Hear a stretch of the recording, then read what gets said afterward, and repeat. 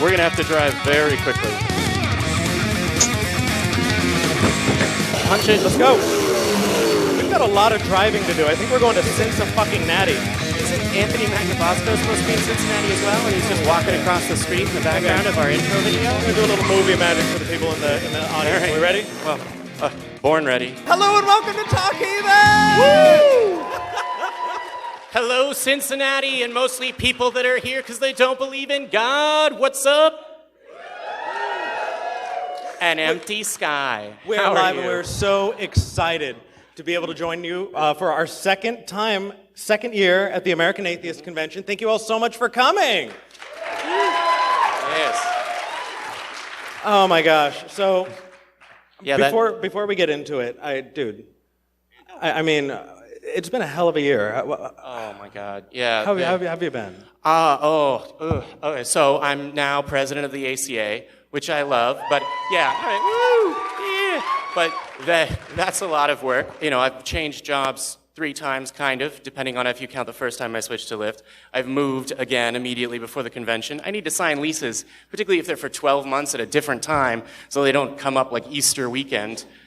You know, I now have plans every Easter weekend, which is fantastic. Hopefully we'll be invited back next year. I've moved, I've switched roommates. I'm now single again, kind of. Well, yes.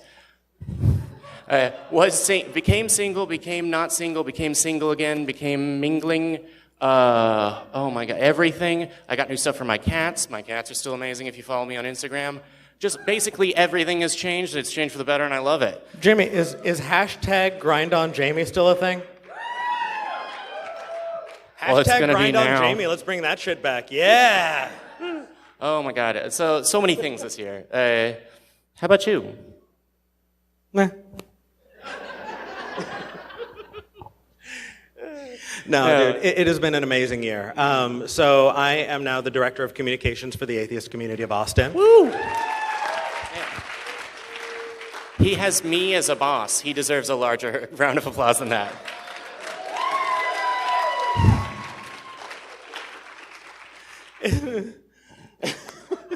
Oh, come on, you're up here. You're having a good time. Yeah, I am. Honestly, this has been the best year of my life. I've gotten to meet so many amazing people. A lot of the people in this audience I've gotten to meet, and if I haven't gotten to meet you yet, stop us after the show. This has been amazing. I don't even know where to begin, dude. That's so we did International Atheist Day. Woo! How did I not mention that? Yeah, right? March 23rd every year. We did a concert with Shelley Siegel. Yes, we did. We've brought in some incredible guests, including Aron. Yeah. Who's here again today? Yeah. No Illusions. Yes. Who else have we had, Jamie? I was going to say, do you have a complete list? Because you're about to make some of our friends slightly less friends, if you forget. No pressure. We've got no pressure. Anthony Magnabosco. We've got some guy named Matt Dillahunty. He's just hanging around the library all the time. You know what? Their show's promising, and we'll see how it goes. I think they've got some real strengths. Yeah, subscribe I'd like to to the Atheist Experience. It's yeah, fantastic. as well. Like and subscribe. They need your support. Right So, after the show. Yeah. Like and subscribe. Talk Heathen. Okay. So it's not on camera, but Matt's giving us the "I'm gonna murder you in your sleep" look. Yeah. It's a. Oh no. What the hell is this? Get out of here. Are we? Oh, God. I saw Cash. I was just gonna start taking clothes off. I was going to say, actually, isn't that your job at the end of the show? Right. You start doing it. No, not on the stage. All right. No. I'm fine. Okay. Yeah. Well, you are fine, and those are very fine clothes that you should continue to wear. Let's see. What else has happened this year? Moved into Austin. Started getting really involved with collaborating with other YouTubers. Opening up and trying to build community has been incredible, Yes. and we're so freaking excited. It's unbelievable. Thank you so much. Yes. You guys coming here and seeing this makes the shit that we do in the hours we work. So that's the payment. So thank you. Yeah. So that and here's what we're gonna do. Well, so real quick, I skipped the first thing. He's doing the Jamie was like thing, the right? first switch that was made after the election, which is that if you were to visit Austin, Atheist Mecca, and make your pilgrimage to the Freethought Library at 1507 West Koenig Lane, it's now open every day of the week from 11 a.m. 7 days a week? To 9 p.m. Yes, 7 days a week. Visit Eric. He's lonely, and he's there all the time. Opening it in the morning, yeah. There's always so people lonely. there. Come by. Yeah. It's a fantastic community. Community right. is at the center of our name, and it's at the center of what we do. Cheers. Yes. All right, now let's actually start shit. Before we move into our guests, it is going to be a non-standard episode of Talk Heathen, largely because we can't take calls. So you get to be our callers. We're going to be taking audience questions. If you have not written down a question, take it to the back. You will hand it to one of our call screeners who will go through them. And if we take your question, we're going to be giving you free merch. So do that. And you get to read it. So yeah, absolutely. We're going to have you up. It's going to be great. Well. Yeah. So while people do that. Yeah. Well, while people do that, I will say, be prepared. I think we're going to get fewer hardcore creationist callers this episode. I don't think anyone's going to say that we're, a danger to the youth, which we've heard, or that we're going to hell, or that the Garden of Eden or that we're self-abusers. Yeah, or that we're self-abusers. Right. Any self-abusers in the house? All right. And now everyone else, all the liars in the house. Woo! No. I'm among my people. Yeah, I love it. I can't let the Garden of Eden is the pyramids go ever. No. Because that was amazing. So you need to watch that episode. Yeah. It's fantastic. Talk Heathen. Watch it, like and subscribe. Yeah. Didn't mean to call you out. You're great. So we are really, really proud to be able to do this. And I guess, Jamie, since you're shilling, I might as well hop on the shill bandwagon really quickly. I'm driving. We're here because we're supported by our patrons. It's because of all of you. And really, we don't have major donors. Mm-hmm. It's $1 and $2 donations that keep us going. It allows us not only to keep the lights on, but send us here. It allows us to team up with organizations like Foundation Beyond Belief. We gave them how much? We sponsored the Beyond Belief Network for $25,000. That was. I love the fact that we fundraised and supported that, which is a program that they have that helps support local atheist groups go out into their communities and do community service. It helps them. It gives them a tool. Well. Also, it's enabled us to use the platform that we have to affect as much good as humanly possible. We started Secular Sexuality in collaboration with Daryl Ray in Recovering from Religion. Yes. Right? I don't know if he's in the house, but thank you anyway. We started Parenting Beyond Belief with Dale McGowan. Yeah. Oh! Because apparently sometimes people try and convert other people's children without talking to their parents first.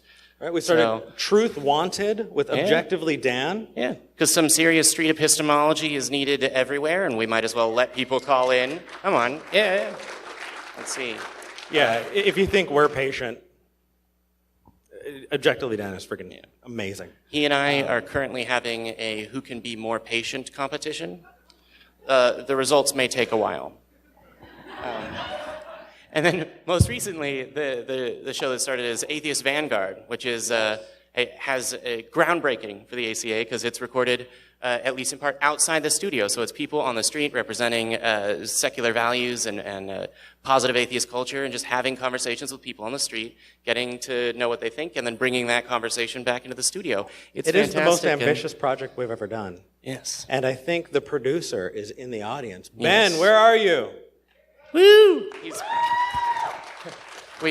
We called him out while he's running around and doing things to help our show exist. Yeah, he's helping getting all the questions. Ben, we appreciate you, buddy. Yeah. Yeah? Oh. Thank you, sir. This Holy just shit. in. Wow. All right. Thank you. Sorry? What? Yeah, we got a lot of callers in the queue. Yes, there it is. We have more than 6 lines today, so. But first, the point that we're getting to is there's a moral, ethical responsibility to use the platform when you have it to affect as much change as possible. And it is because of your support that we've been able to do that. And we're going to continue to do that. We have amazing plans, and we've got a lot more work to do. So if you like what we do, if you support what we do, you can donate to the Atheist Community of Austin. You can become a patron to Talk Heathen at patreon.com/talkheathen to me. And it is that support. It's the $1 and $2 donations that keep us going. But I'd also love to beat the hell out of the atheist experience. In terms of fundraising, was there a fundraising thing that happened lately? There was a fundraising thing that happened lately. So who saw last week's show? Woo! All right, cool. Yeah, the people in the front row that got here early. You guys are the best. No. Everyone is great. Like and subscribe. If you guys remember, Eric and I ran down the street and bought champagne out of our own pockets to share with the, very friendly people that we thought were going to lose the competition, the hosts of the Atheist Experience in terms of fundraising so that we could get here. And in the last 5 minutes of their show, it was pointed out that they were something like $50, $40 behind. Matt threw $40 on the table. Out of his own wallet, yeah. So there may not have been formal rules, but you decide whether that's cheating. But we were watching, in the live chat, when he said $40, there were a couple people who jumped in, 50, 40, 50. Yeah. And we were like, holy shit, they're stomping the hell out of us. We came this close, right? It was 15 minutes left, and they were 500 behind. Yeah. And so I literally brushed my shoulders off. We went and we got champagne. I may or may not have been making faces at them. Yes, yeah. You didn't moon them, which has happened before, but... come to the ACA. You're going to see some shit. It's a wild time. But, what happened? However... We're burying the lead, as we are wont to do. So since then, a very dedicated fan, final numbers are in. Whatever. So they had pulled ahead of us at the last minute, and there was this one large donation that came in 1 minute before the Atheist Experience ended. And I was like, wow, that was great. Because apparently Kathy Leto wanted to make sure, because she, I think, called the building, messaged each of us and the page, the Facebook page, sent an email, and then made sure that this document marked confidential facts made it to my hotel room the other day. Yep. So we've heard you. You're a dedicated fan. You're the best. What did she do? What happened? So your donation means that Talk Heathen won. Well, let's be clear. Let's be clear. Thank you. A Yes. $400 donation came at the last minute. Thank you. Yes. Yeah. And we were told very clearly, make sure everybody knows it's for Talk Heathen. Yeah, it's... what are the final numbers? So the final numbers after this are... what is it? 1,940 for the Atheist Experience, and 1,980 for Talk Heathen. Which is a lot of money, and our tech crew is very happy that they have the equipment that they needed. But all right, okay. Oh no. Okay. So let's move on to the next segment. All right. I'm the president. I have an obligation. Give me the money. I'm unbuttoning my jacket. Put it on the table. We do want to share the stage with some of our friends. Yes. And I got really, really nervous when you reached out to this person. Our friends and colleagues, who we're going to call colleagues, so that we can, our peers, yeah, I like it. we are definitely equal to in stature and influence, and maybe looks, I don't know. Did you want to say that Eli Bosnick was going to Eli Bosnick is going to be joining us on the stage, and I got really fucking nervous because Jamie's like, I am going to talk to him, and you're not going to talk to him. And we're going to plan it, but you don't need to know. And so I stole Jamie's hat. Yeah, as a bit of insurance against it. But now I'm on a moral high road to you. Hey Ben, could you reach underneath that table and grab Jamie's hat? Jamie, I love you, and as a show of good faith for what's about to happen.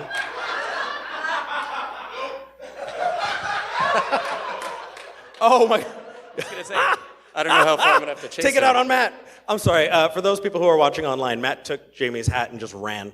All right, so Jamie? Is there like a ceremony that... No, just put the fucking thing on. I hate it. I know you do, and you have won our little back and forth banter. You like to say that we're a married couple, but I don't see a ring. You've won our back and forth banter by communicating well, like Dr. Brenner said. Sorry. Don't bring it up. Never mind, nothing. No, ensuring that my feelings were appreciated. Well, you're using I statements, which is nice. Yes, All right, let's thank move you. on. But now I can't do a dig. Like, Jesus oh, fucking nice hair. Christ, let's get on with it. Yeah, Eli. Eli, come on up. Quick, before we talk too much. Seriously. There he is. Woo! Oh. Hey, get him in the Eric middle. would like you to buffer. Yeah, no. over here. We're gonna get you right here. All right, there we go. Yeah. Oh no. All right. I'd like to just do a and disclaimer. gentlemen. Any jokes made by our guest or positions held do not necessarily represent the official position of the Atheist Community of Austin. Yeah, it's been a good run. This is Eric's last episode. Just who here saw the live show last night? Yeah, there it is. Yes. Who didn't see the live show last night? Yeah, fuck you. Fuck you. Sorry, I gotta do it. And now you have an good, idea of why. On I did behalf of the Atheist Community of Austin, fuck you. Let's advocate for some violence.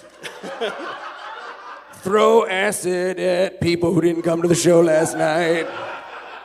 No. Do it. Yeah, this is going great, That's Jamie. the official Nope. position This is great. of Atheists of Austin. Okay, now I see what you mean, Eric. It's fine. Right? No.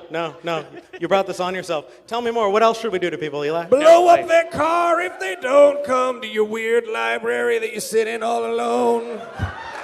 That's open 7 days a week now. Because you had people being like, excuse me, I showed up on a Sunday.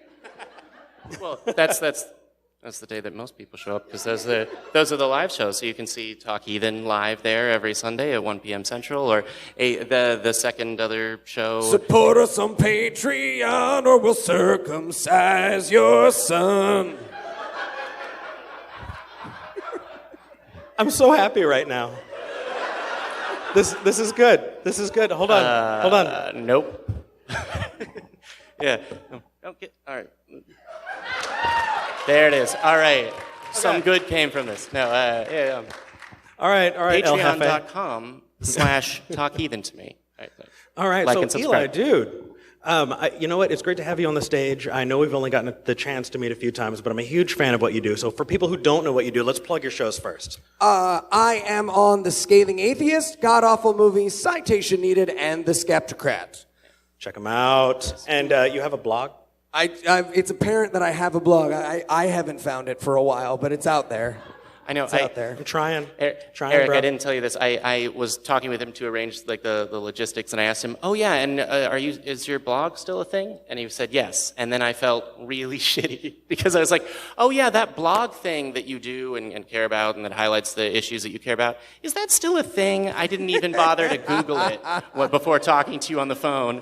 Read my blog or I'll light you on fire. Not the official position of the ACA, but yes, Official I will definitely read position. your Which is the Yeah. official position of the Atheist Community of Austin. I would light You're you an on employee. fire. This hat is itchy. Why? Okay, anyway. I think it's your hair. It's fine. So, I'm fine. you all came up with the plan. What the fuck's going on? What? What do you mean? What? We're talking to Eli now. I'm real scared. All right. Behind the scenes a little bit, Eli has literally said, "You know what I love about you guys? You're always very well prepared." Yeah. Nope. Yeah. All right. Sorry, Kevin. Dude.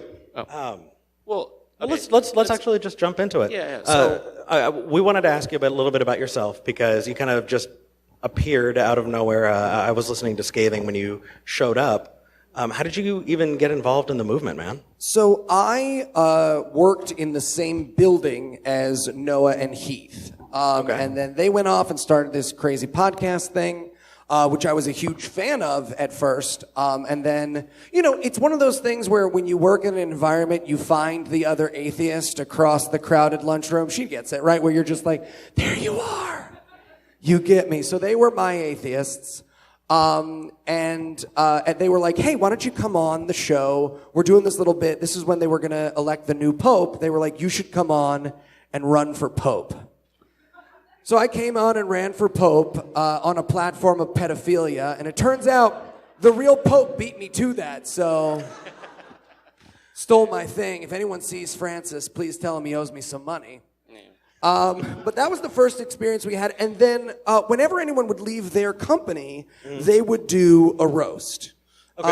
And if you're not familiar with what a roast is, I don't know, looking around the room, some of you were bullied in high school. You imagine if you did that on purpose with a microphone, that's what a roast is. Yeah. So they used to do this for their people when they left the company, and I went up and did it, and they liked what I did, and we started doing more and more appearances, and I already loved terrible movies, and that turned into god-awful movies, and now The Scathing Atheist and the rest of our shows. That's awesome, dude. Yeah.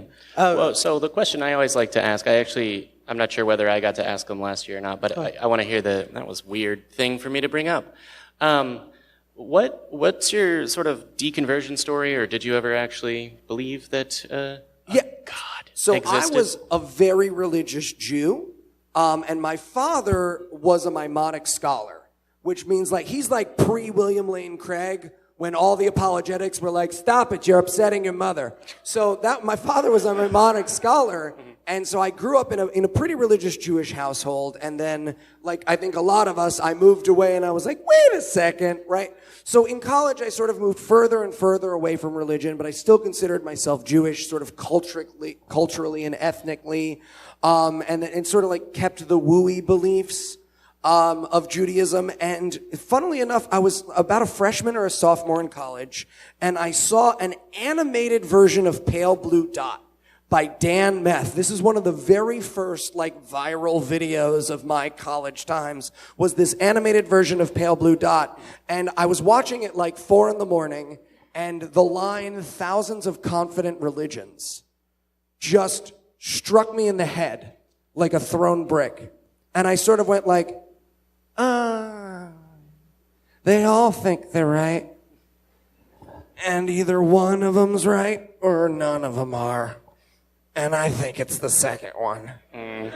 And from there, I sort of moved in, and this was sort of the post-2001 new atheism boom, so I had a lot of YouTube, a lot of Intelligence Squared debates, which I think is a lot of us sort of easing ourselves in, those sort of midnight YouTube sessions where you're Googling like, Christian destroyed by search.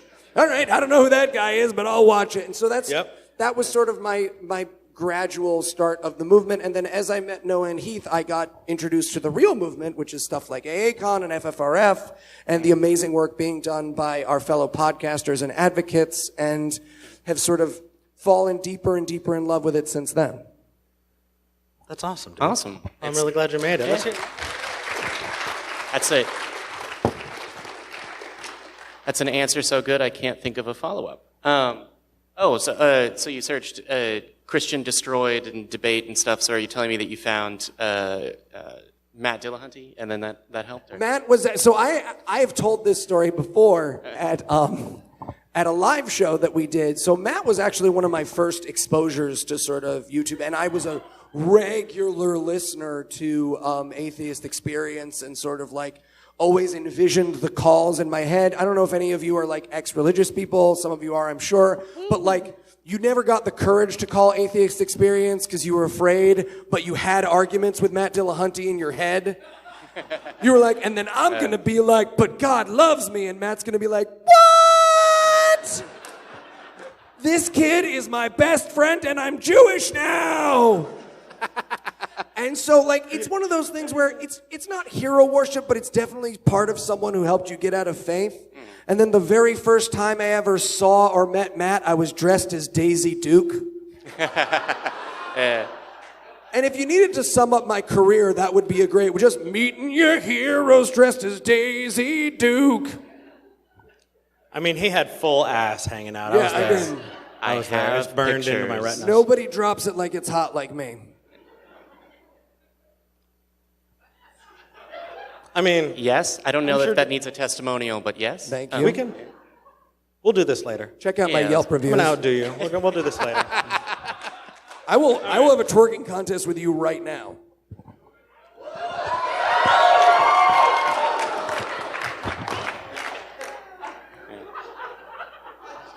They do this on Atheist Experience all the time. Don't be weird.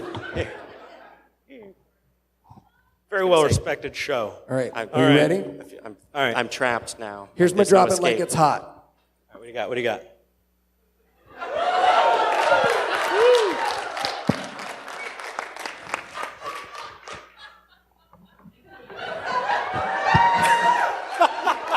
points for sass. Okay, yeah. I'll work on it. We switched seats. We did it. All right. Okay. We should. It's my It can be- prize. what if it's the The guest hat gets around. It's the guest hat. I heard that it traveled from head to head last night while I was elsewhere, and And it's you off had again. stolen it. Sorry, I've seen you all. You were part of it. All right. Bathing is part of the institution. All right, buddy.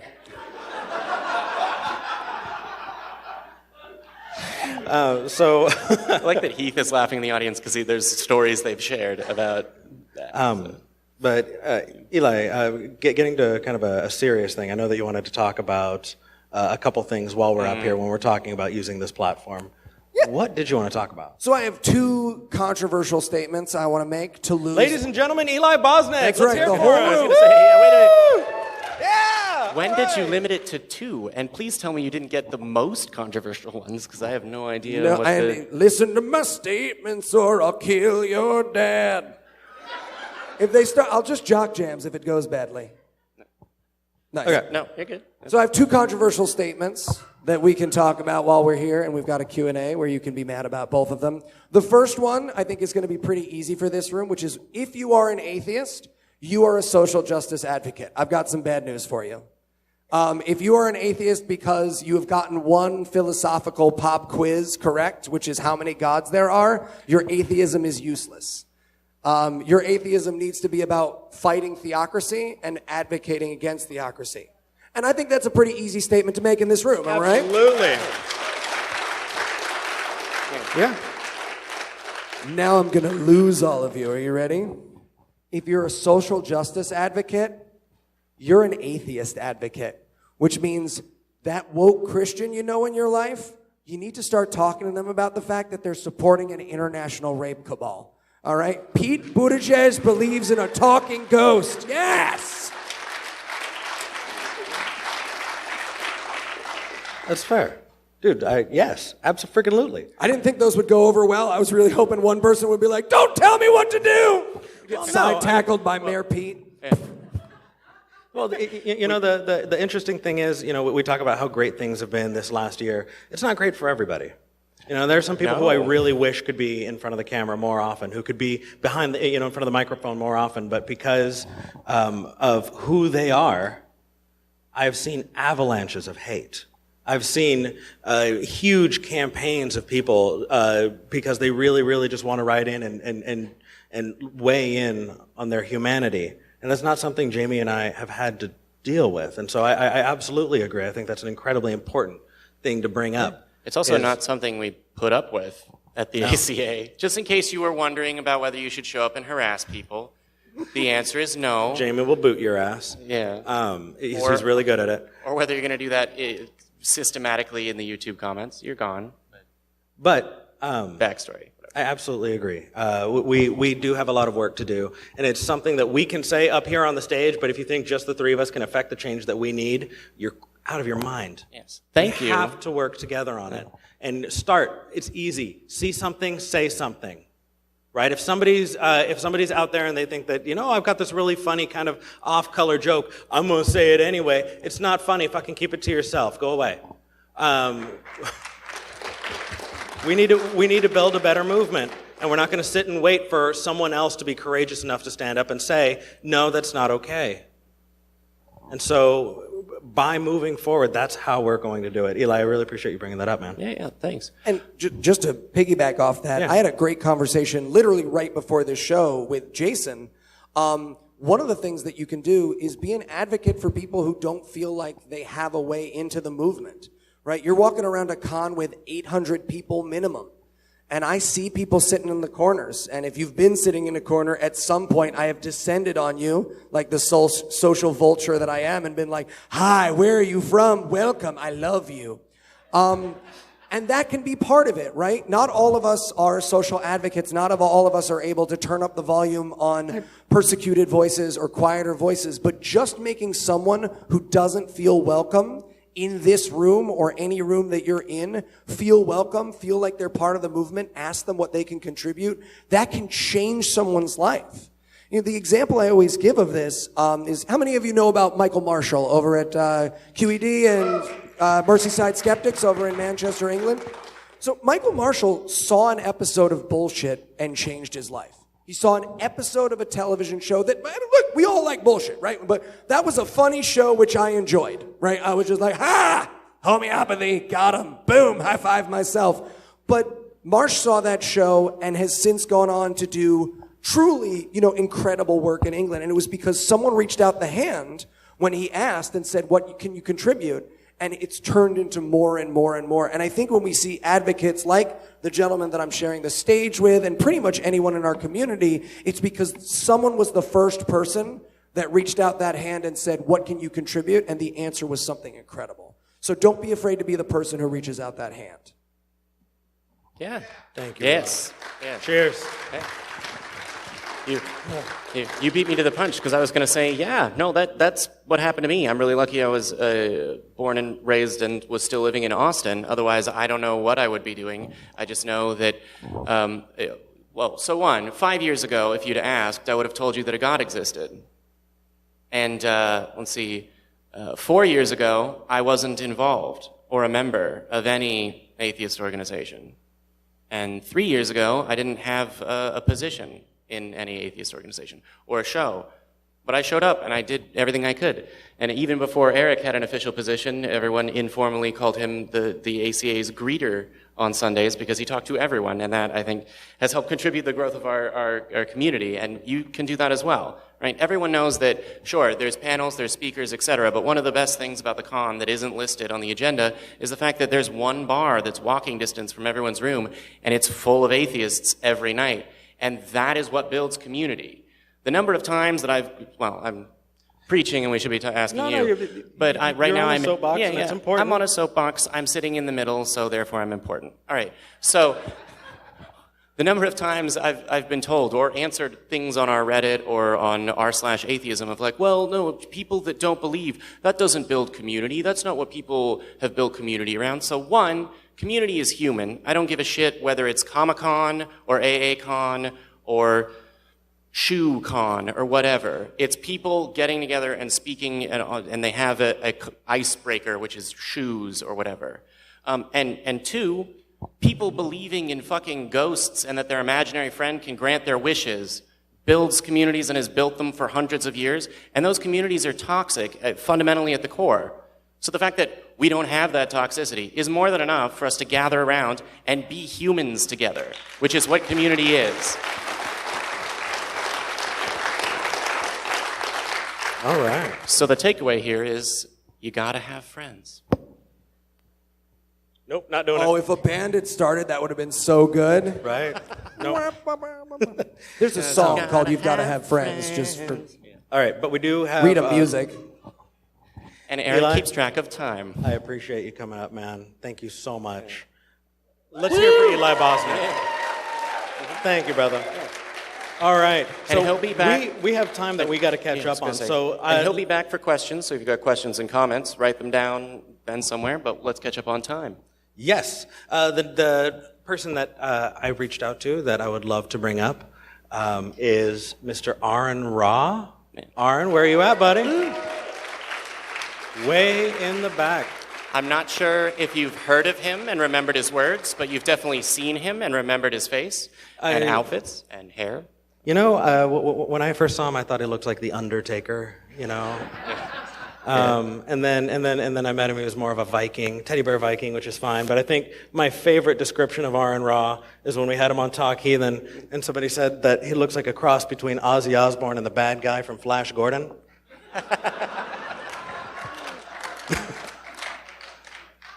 I thought it was great.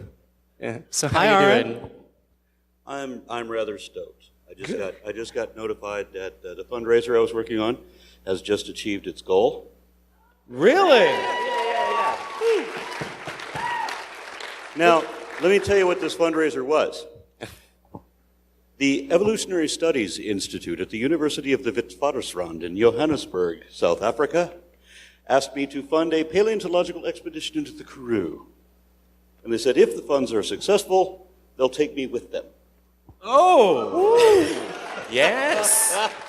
Rock on. I'm used to not knowing what the words you say mean because they're about science as opposed to a language I don't speak. The Aron, Karoo that's is a amazing. wilderness area that actually has lions and rhinos and stuff like that. And I'm going to be camping in a pup tent Wow, dude, that's awesome. Yeah. while digging for therapsids. So I know you just came up and just joined That's one us I don't kind of know. like, do, I'm Aron Ra. Does anybody not know who Aron Ra is? No. For Hi, you, I'm sir. Aron Ra. Aron is an amazing science communicator. He is a experienced debater, author, amazingly kind human being. Aron has gone out of his way to further science education and to help really kind of disseminate that information while still being absolutely unapologetic when it comes to standing up and telling people, no, you're fucking wrong. And Aron, you were an absolute hero when I met you. I fangirled that day until I lost my voice. Quit blowing smoke up my ass. But I'm absolutely thrilled to have you up on the stage. So, like, can we get a proper applause for Aron Ra? Thank you very much, everyone. Thank you. I never thought that I would be on a stage and hear someone shame the audience into enthusiasm, but you guys are great. Literally the best audience I've ever seen. All right. So, you've been in the movement for like 20 some odd years, and I don't know that I've ever actually heard the story of your deconversion. Oh, my deconversion. Yes. Oh, yeah, well, I kind of went a weird way. I was baptized Mormon when I was 8, but I never identified as Mormon because I didn't know that I believed everything that was required for a Mormon to believe. How would I know? How would I know that some other religion that I didn't know anything about might better align with me? So I never identified as Mormon. I don't understand why everybody else doesn't think that. But in Texas, people think they're born Republican. And that they owe the party their allegiance because of that birthright somehow. That wasn't the way I thought. And when we lived in a Mormon-dominant area where the Mormons own and control everything, there were places in the Four Corners area of this country where if you're not Mormon, you're not employed. So when we moved to California, to Los Angeles, which is where I got my accent the first time, I noticed the interdenominational bigotry of the Baptists versus the Mormons and so forth. And I got to see how the Christians treated each other, because Mormons identify as Christian. Mormons think they're Christian. Other Christians don't, but then other Christians don't think that Catholics are Christian either. So there's very little credence in that. So I was told that God was a conclusively proven scientific fact. And then I learned what all of that meant, and that no, it isn't. But the pinnacle for me was I thought that I had all kinds of scientific evidence for why I believed what I believed. I didn't believe on faith. I believed because everybody knew that there was all this historic evidence. There's all these there's all these studies of showing telekinesis, and there's demonstrations of telepathy. But there was so much pseudoscience woo on television in the guise of documentaries in the 1970s that I'm a 12-year-old kid, right? I bought it. It's true. It's on TV, right? So eventually I started one by one whittling things down and realizing this isn't true, this isn't true, this isn't true, whatever. Eventually, though, I was reborn in Christ. I'm sorry to hear that. Yeah, for about 2 hours. Aron Ra, everyone. And so I asked a friend of mine, because I did the ceremony, and then as you do, you psych yourself into these sort of things. I'm stumbling about in this euphoric daze and all like that, dizzy feeling and everything. And I mentioned to a friend of mine, I said, how do I know that this is really the power of Jesus and that I'm not just psyching myself up to think this? And he grabbed me by both shoulders and said, just keep telling yourself it's Jesus until you believe it. And that was my last instant as a Christian. Holy crap. But that was so dishonest. Yeah, I agree. Yeah. Yeah. I mean, No, I didn't. It took me a while to get to atheism, though. Oh. Because although I discarded the Christian God, I wasn't sure if there was a God. I didn't really embrace the God thing at all. I'd already read The Science of Self-Realization by His Divine Grace, A.C. Bhaktivedanta Swami Prabhupada. That's another one I don't know. And I got into some of the transcendental meditation and that sort of thing, and I'm still thinking that there's some substance between the powers of the mind, psionics and all of that. I think that there's something there. Oh my gosh, I want to see Wu, Aron, Ra. That is amazing, like with some crystals and shit, like jade. And... Oh, dude, you have no idea. I was such a fucking hippie. You know what? I can see I it a little slept under bit. a pyramid. What? Wait. No. Let it be. Let it be. All right. Just bask in it. Okay. I wore the double tourmaline quartz crystal Odin's hammerhead. I did that. Why? Because I couldn't figure out what kind of a neo-pagan I was going to be. So I don't. So And no. now I need to know more about this. So I didn't. Hold on. It's not like I really So you wore a embraced. crystal hammerhead around your. It's not like I embraced Asatru or anything, but I actually thought that there was power in crystals. I dated all these beautiful hippies. Yeah. That all wore the crystals. They were all in. I was in crystal shops shopping with these ladies all the time. Yeah. And it's just everybody in my world seems to believe this kind of horseshit, right? And I think there's scientific data to back it up because everybody has personal testimonies for it. Sure. Right? And sometimes the pagans get better testimonies than the Christians. I know a guy who lives not 2 miles from my house. I've known him for 20, 30 years, who is a disciple of Bast, the Egyptian cat-headed goddess. Why? Because she personally invited him to become her disciple by appearing physically manifest, speaking audibly, and giving him a hug. All right. So, So hold on, because this is actually something really important that I've been wanting to work out with you and talk to you about because I think you'd be a good person to ask. But I've got a debate coming up, and so people say, "Oh, well, this is the fact," or "Here is evidence." Aron, what is a fact? A fact is a point of objectively verifiable data. Okay, what is evidence? That would be the objectively verifiable data that is positively indicative of or exclusively concordant with one position over any other. Okay, a little louder and into the mic. Evidence is a body of objectively verifiable facts which are positively indicative of or exclusively concordant with one available position over any other, so that the same fact does not become evidence of two different mutually exclusive conclusions. It can't be. The definition that you find in the dictionary is the fact that indicates, which is much simpler. So I had an argument with this girl at the rally out there. I don't know if anybody saw that, where she's working for Answers in Genesis, and she tells me that her evidence is that she has a conscience. And I have a conscience, and the conscience came from God. And I say, well, actually, you have a conscience because we are evolved as a social species. So if we both have a different explanation, yours and the right one, for what the conscience is, then the conscience is just a fact with two explanations. It is not evidence of both because that's logically impossible. So how do you determine what evidence is? Walk me through this. I had the same problem with her.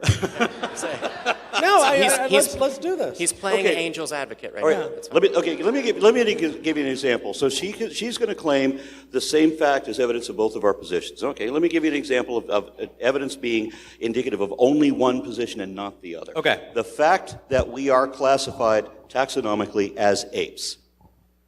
That is a fact we can verify that is, of course it aligns with evolution. It does not align with creationism. The fact that evolution happens, that new species are, that we have this biodiversity through these, the rates of genetic drift, when it's whether or not we have natural selection on it, that's a fact that supports evolution. Nothing ever proves, no one fact by itself ever proves anything. That's We not just how have science a works. body of evidence that supports. So we stack the body of evidence on this side. And now what facts do you have that does not align with evolution, that is not also accounted for by science, but that only concords with your God hypothesis? That also explains what we've been able to explain and has predictive power across multiple fields. I'm not of even asking for a theory. I'm not asking for predictive power. What fact do you have? Because every Christian tells me they have evidence. Yeah. The guy that was standing next to her, the one with the hat, when I was here a couple of years ago, when I went to the Ark encounter, that guy showed up and said, well, we have evidence of our God. No, the fuck you don't. So I told him, turn on the cameras. I'm going to get this guy on video. I said, I've asked every Christian tells me they have evidence. Nobody's ever had evidence. Cameras rolling. What's your evidence for God? Well, you can't explain how life came. But even if we couldn't, which we can, but even if we couldn't, that's the argument from ignorance or from incredulity? Yes. Right? Personal incredulity, yeah. Exactly. I don't know, therefore So that's a God. fallacy. Or That's I not cannot evidence. conceive of this, therefore God. So let's say, we know that we have a lot of explanations for things now that we didn't have, say, 200 years ago, right? So we go back to 200 years ago, when before we had the germ theory of disease, which is only a theory, by the way, it's never been proven. Go fuck yourself. Does that mean that before we had the germ theory of disease, does that mean that diseases were really a curse of witchcraft? Of course not. No. Not knowing the right answer doesn't mean you have the right answer. Right. It's not, I don't know, therefore magic. Fair enough. Yes. Yeah. I was going to say, when you phrase that in the form of a question, I was going to I know this one. Yeah, no. Yeah. All right. Yeah. So I hate to be that asshole. Well, yeah, you're paid to be that asshole. So But go for it. Aaron, thank you so much for coming up. I really appreciate it. You know what I'm going to do now? What's up? As soon as I get off the stage, I'm going outside. I'm going to find that little guy with the hat who's out there trying to hand out scriptures. Bring him in. Bring him He's in. standing out there in the rain, freezing. Bring him in. Bring him in. I'm Can we telling have him you, up it's on a the much stage? better time in here. It will change your life, and you'll be happier for it. Bring him. Go get him. Let's hear it for Aron Ra.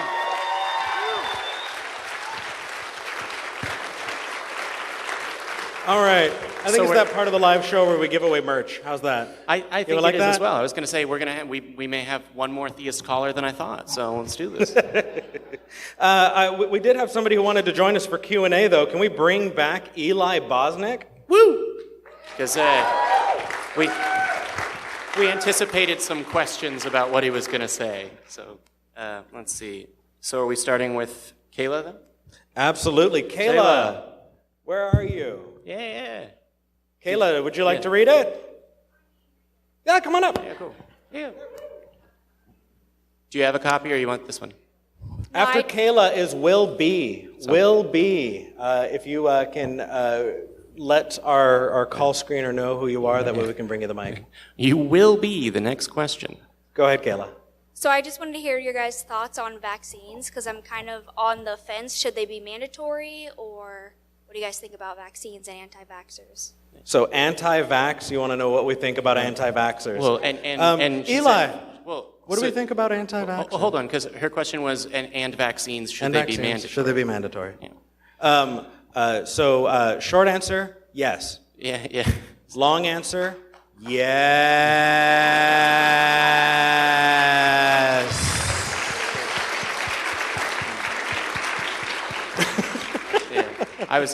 Go ahead. Yeah. I was going to say, it's mandatory not to repeatedly hit your kid with a stick or to hit your neighbor's kid with a stick. So yes, vaccinate your fucking kids. Any thoughts? Yeah, I think that's a great question, actually, and it's something that we have to deal with as an atheist community because, as we all know, not all atheists are skeptics, right? And so I think where that question comes from, and Katie, please correct me if I'm wrong, is that I think we all have that person in our life who's not a straight, Wakefield, MMR, causes, autism, vaccine denier, but maybe they think the flu shot's not important, or maybe they think that they weaken your immune system, right? They've picked up some meme from some obscure Facebook page, and they repeat it because they don't know better. And I think absolutely, not only do I believe in vaccines, not only do I believe they should be mandatory, but I believe that the more education we provide about vaccines, the more people will understand that when you say something like vaccines should be mandatory, that's not scary, right? That's the elimination of the deadly diseases that killed our grandparents and our grandparents' grandparents, right? Yeah. And if the systems were in place, they should be free. But, well, that's cheers. a separate issue. Okay, our next person is Will B. I get to pick the question. I was picking the question, so of course I'm going to choose Will. Will B. Will actually had to go to the focus group at 2, so I'm asking the question for him. All right, just directly into the mic. As you Sorry, can. Will is at the focus group too, so that's why I'm asking the question. Boo, Will, boo. All right, Boo, and our shame. next question will be... Shame. He said, how would you play an atheist Dungeons & Dragons character investigating the various truth claims of the D&D universe, and how would you survive the process? Okay, So I needed this. okay. all right, I needed all right. this. So the question is, how would you play an atheist character in D&D? Am I the only one? Do you play D&D? Oh, I love D&D. So All right. My answer right away, just he constantly thinks he's insane. Right? He's just like someone shoots a fireball and he's like, I'm having delusions. Guys, can we get me to a medic or something? I'm unwell. Oh, there's a dragon at the bottom of this cave? Okay, Dave, let's get you the medical help we need. I love you, buddy. Come on. I actually got to play in a universe of characters that were atheists, in a world with gods. And so when they found out about their gods, they killed them. Because they're like, you know what? Fuck this. Fuck you. No. Nope. So they killed them. And they're like, yeah, there are no gods. And all of the other gods are like, nah. like you do your thing. We're just going to peace out, which is fun. But the reason that I chose this question is because I think it's so interesting that it's the exact inverse, right? We live in a world without gods. But what if we did? And then it didn't accept it. How do we determine that? Well, that's kind of the reason that, I asked that question to Aron. And that is that we need to know how to investigate claims. We need to know, and we need to be open to understanding. I got into an argument with a guy at the bar yesterday who said, I don't need to be open. I don't need to be doxastically open. And no, you do. And you need to be prepared to take evidence as it comes to understand the world to the best of your ability. And so what's funny is the atheist in the D&D universe takes on the deist and theist position in ours. I think that's pretty neat. No? Anyone? I thought it was cool. Jamie, it looks like you're chewing So I'm on glad something. you got the question that you needed. Yep. Fine. So I'm not. I don't regularly play D&D, but I do remember a roommate of mine in college saying that he was playing Skyrim or something, and there were gods walking around shooting lightning bolts, and he's like, yeah, there's also atheist characters in the game that are like denying their existence, and he's like, yeah, that's hilarious. That doesn't make any sense. Yes. Thank you, people at the back. All right. No. And alluded to that. Thank you. You're my favorite. It's not. It's okay. I'm just saying words to hurt you. I don't mean them. It's fine. And alluded to the fact that was ridiculous and was basically an atheist, and it was before I'd really deconverted, and he didn't have the language for it. And I guess Nick, if you're out there, give me a call. My phone number hasn't changed, so. Hashtag grind on Jamie. Yeah. All right. Okay. I know that you're okay. All right, so move on. It's okay. There's not a name on this question. Did you hand me this just to see what my reaction was? Is this because I said words that hurt you? Is that why we're doing this? It makes me happy. So the question is, and unlike the other times I've been forced to have this conversation with Eric, the question, I can't have a drink while he goes on and on. What are your thoughts on the free will presented by Christians? So, yeah. Here we go again. Eli, do you wanna? And we've got 5 minutes. Go ahead. Okay. So I think the context of this conversation is really important because there's sort of a meta-philosophical conversation happening in our community, which is fun, right? It's great to go to your buddy at whatever meetup and be like, think of a city. Where did that come from, right? But we need to understand that Christians are using the term free will to justify or to try to solve the problem of evil. And so a lot of the arguments you see sort of end up being traps because you'll get so caught in the philosophy and, more importantly, the very interesting and somewhat valid counter-philosophy about free will that you'll forget that you're helping people out of a bad way of thinking. So while I think I probably agree with 99% of the room on the Christian idea of free will and how it's a trap and how it doesn't exist and all that kind of stuff, I think it's important to remember that when we're debunking these ideas or when we're arguing against these ideas, what question was asked that free will was the answer to? How can we get to that core question first? Way to moral high road us, Eli. Nice. Not a sentence usually said. Yeah, right. No. Well, I still want to jump on top and say well, fuck it, you just did it. Yeah, it's fine. All right, next. I didn't ruin it this time. You can't blame me. No, you did no, it. that's All fine. right. No, keep people first. You're right. Eli ate my homework. It's fine. When it comes to free will, the only thing that I really wanted to flesh out was that whether you have free will or not, the system and the society that we have benefits from having, the justice system and benefits from us helping each other and creating societies and creating communities, regardless of whether or not we had the free will to do it in the first place. And so I think the piece that pisses me off the most about that Christian argument of free will is the idea that, if God didn't give free will, you don't have a purpose, you don't have a reason. And the fact is, you do have a purpose. You get to make it for yourself, and you get to work on it every day. And it is far more fulfilling and far more rewarding than any one that can be given to you by a deity. And I think that's fantastic.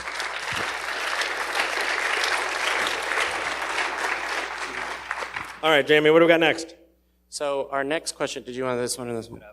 Either. So Charlie from Cleveland, hey, what's up? We met earlier. Based on experience at the rally yesterday, how can I educate and protect myself and my loved ones against intimidation and indoctrination without becoming the monster I set out to hunt? So there's this idea that's common in society. I'm just gonna take it. I'll whatever. No, you don't get to answer first. Ha. So there's this idea that's been common in society, and that it's the default of atheists talking is offensive, right? Because there's this idea of the crazy preacher on the corner. But if an atheist did that, it would be unbelievably unacceptable. And one of the things that needs to change, because if you can be out, please do, is the fact that our position is normal. It is normal to be a non-believer. It's normal to be a non-believer, and so I'm rambling my answer, but that's because this is important to me. Because the last part of this question is the part that strikes me the most, without becoming the monster that I set out to hunt. Unless you are forcibly indoctrinating someone else's children, or saying a series of statements that mean you're going to be tortured forever, and that's good to someone, you will not be the monster that you hunt.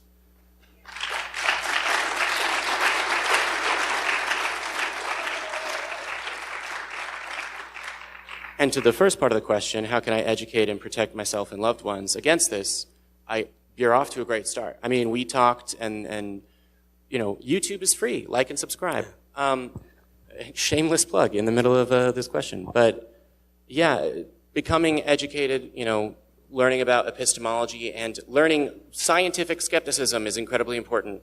It's been said before, and I'll repeat it. The fact that the atheist movement hasn't embraced skepticism and the skeptical movement, and the fact that the skeptical movement hasn't embraced the atheist movement is the biggest detriment to both movements that I can see. Is a very large one. I haven't looked at all of them. Well, I'm open to being persuaded of something different. And what I will say is, when you learn that, you will learn that someone's testimony about a thing that they saw is, hey, look, I've got testimonial evidence. I don't think that's persuaded anyone here, because it's really easy to hear a Christian's testimonial evidence, because they'll tell you on the street as soon as they know you're an atheist. But yeah, just continue educating yourself, like and subscribe, and you'll be fine, or at least as fine as I can help you be. I'll help you here, buddy. My answer was fine. The education, Right. the education Yeah. aspect. Yeah. Education. Does it make you a monster to question the things around you? Fuck no. Is it going to help your children in every fucking way possible? Fuck yes. That's what's going to do it. You know what? It doesn't make you a monster to ask questions. Jamie had it absolutely right. But you're not always going to be there for your family. You're not always going to be there for your kids. They're going to outlive you if we're lucky. And that's how you're going to protect them in the future, because you're going to teach them that skepticism is the right way to be. And skepticism is the right way to go, because it's going to protect you against pseudoscience. It's going to protect you against the woo and all of the fucking bullshit religions that come in and try and justify their own bigotry. Yeah, cheers to that. All right. So the next question. So the next question I have is from Anna. I'm sorry, I can't read your last name, or I don't want to mispronounce it. Why am I'll try it. Oh. Stoffel Hopkins. Anna, where you at? Anna, let's get you some merch. Yeah. Also. And get you the microphone, because that's how we do this, Jamie. All right. Well, I was gonna. My next question was, did Eric get it right, or was he a fool right now? And I think you should. You're super wrong. What? You were super wrong. I said it wrong? Oh yeah. Damn it! Ha. Okay, what is it? Stouffer Hopkins. Stouffer Hopkins. Stouffer, like the food brand. Yeah. Obviously, Eric. Okay. Fine. All right, Anna. What was your question? Okay. I want to know why I'm afraid of coming out as an atheist, even if I'm not in like any immediate danger. I'm not afraid of losing my job. I'm not afraid of my family shunning me, but I still am. I have this deep-seated fear of coming out as it. So I was going to say, can I just ask, are you a recent deconvert, and were you very zealous and or devout? No, I came from a pretty non-religious family, and I'd probably argue that I've been on the road to non-religion for maybe 10, 15 years. So it's not a super recent development. Even here, I'm still afraid of calling myself an atheist. So Anna, I'd just like to, it's because we live in a society that shames it. Yeah. It's because we have people in our lives who we've met, we know, people who we care about, who identify so strongly with their religion that if you say that you're not that, it's terrifying. It's terrifying, and I can tell you from personal experience, reaching out to a family member and saying, please tell me you still love me. It's scary. Can anybody in this room relate? Can we stand up? Stand up if you've had to do it. Stand up if you were afraid at some point that you were going to be rejected. Anna, you're not alone. But you know what? Look at this community. We're doing it together. Thank you, everyone. Yes. No wonder it hurts. No wonder it's sad. Yeah. But there's no reason to think that Don't there's despair. something wrong with you, because it's part of that process. And that's okay. That's okay. Take your time. There's nobody who's going to be upset with you because you didn't do it right. And if you decide that staying, not letting people know that you're an atheist, because that's what's going to be beneficial to your life, no one here is going to be mad at you. You have a place that you belong. And it's right here with us.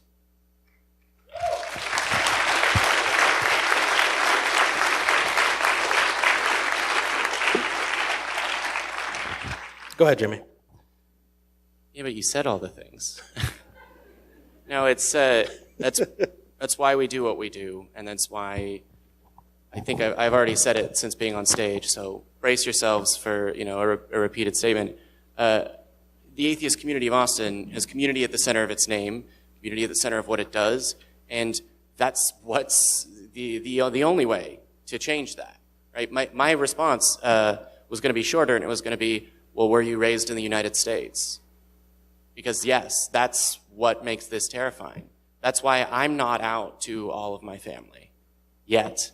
That's going to, basically conversations and things that I'm doing like this, and the fact that I know this is going to be the rest of my life and that it's been the last few years. What the fuck am I doing, right? Because I know that my parents and my immediate family are fine, but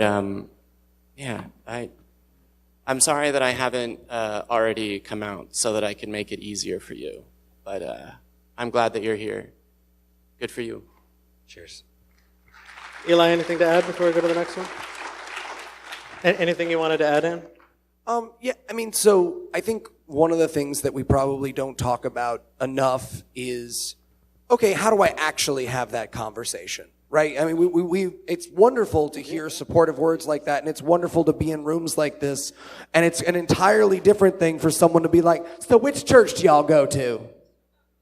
And you have to be like, so here are the flaws with the cosmological argument, right?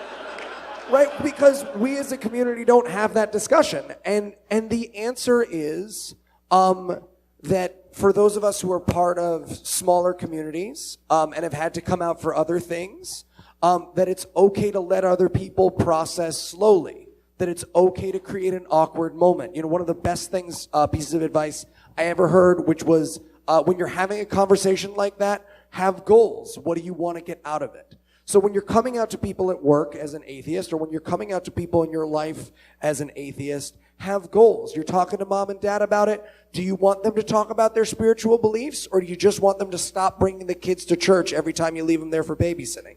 That's a very important distinction to make, and working goals forward is going to make that an easier conversation, right? If someone at work says, what church do you go to? They're probably making small talk.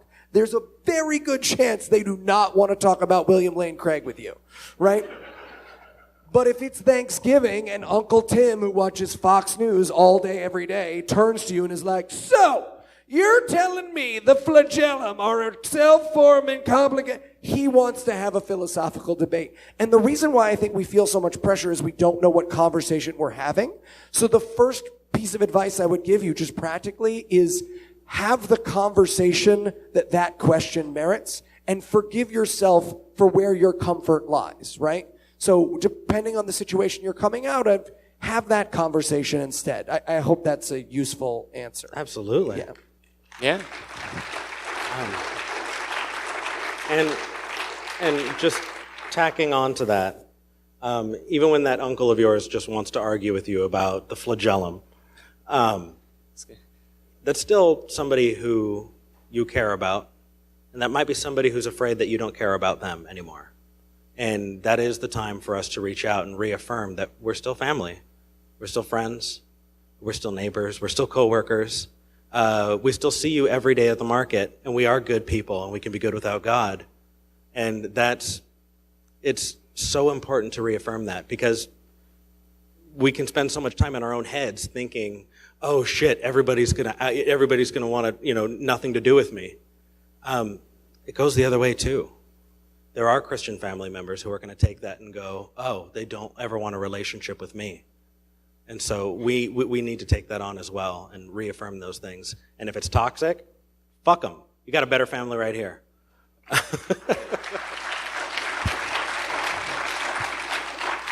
Yeah. All right. I just saw this. I think piggybacking on that. Yeah, that was a good question. Yeah. And Eli's response actually kind of, this is from Jordan Raber. Jordan? Yeah. Fantastic. All right. So I know we're getting close to that time, so we don't have too much more. But, God, this is fun. Yeah. I'm really enjoying this. I don't remember exactly how the question was worded, but it was something about prayer, can you, right? A little closer. It's directional. I don't know what you do in your spare time, but, well. You're good. It's okay. Just a little louder into the mic. Okay. I don't remember exactly how the question was worded, but it was something about prayer. Yeah. What should I do at family events? Yeah. Yeah, family events like tomorrow, Easter. I'm going with my family. We're going to have Easter Sunday, and we're going to pray, or my family's going to pray. And, yeah, and I mean, I'm not out to all of them. They don't all know, and... Yeah, but what do you do at that awkward time when everybody's holding hands and they're looking at you like, ooh? Well, I obviously, I fake it. You do? Yeah. That's totally okay. I know I took this really weird tack, and it totally worked. What I did was they got together to pray, and it was the year that they found out that I was an atheist. And so to cut the tension, they were all getting together, and I was like, please, I really don't want to make you uncomfortable. Please, Please have your faith traditions and do whatever you're going to do. I want you to know I'm okay with you praying. And they bought it. They were super excited. They're like, oh, good, we don't need to. It was fucking great. Tried it. I know, right? You'd be surprised how many accepting family members will go, oh, but I don't want to bring up religion because I know that will offend you. Like, look, they're family members that know I do this show. So I don't, no. No. This even fine. worked with Respectful, people it's who fine. wanted to argue with me. It was weird. It was Boom. good. I know. They were like, no, fuck this guy. How We're can going you to talk and we're going to make Thanksgiving really uncomfortable. Yeah. And I was like, no, please do your Christian, whatever, I don't care. And they're like, oh, fine. How can you possibly deny his testimony? So it's evidence that this works. And we're going backwards. Always. Just, again, to echo that point, have any of you heard of the show, What Would You Do? It's a reality show, and it's also a punishment for the hell our society has become, where we take a camera and we bring it into public places and we do terrible things with actors, and then we make regular people break the social contract. And they had an atheist episode, if you'll remember. And the atheist episode was, there's one family praying, and then the atheist family goes, we find your prayer offensive.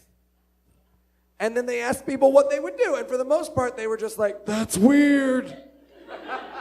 But the answer is, again, it depends on the kind of prayer, and it depends on what's being said in that prayer. For the most part, if you see your family like slowly easing into prayer, like they're trying to figure out if you're going to do outfit stuff, they are afraid of making you uncomfortable. And in that situation, doing that, saying it's totally fine, go ahead and pray, is a way for you to relieve the tension for them. If they're using prayer as a tactic of social ostracization or forced participation, right? If we can all join hands and bow our heads, then just simply not doing it is absolutely your prerogative as well. But you know your family better than we do. And you also know what your levels of comforts are. I enjoy over-praying because my family are all Jews. So they'll be like, Baruch, and I'll be like, Baruch atah Adonai, yeah! Eloheinu, Eloheinu. And then they don't ask again. But again, you're going to know what your family is and what your comfort levels are. So I know we usually do. Is it that time?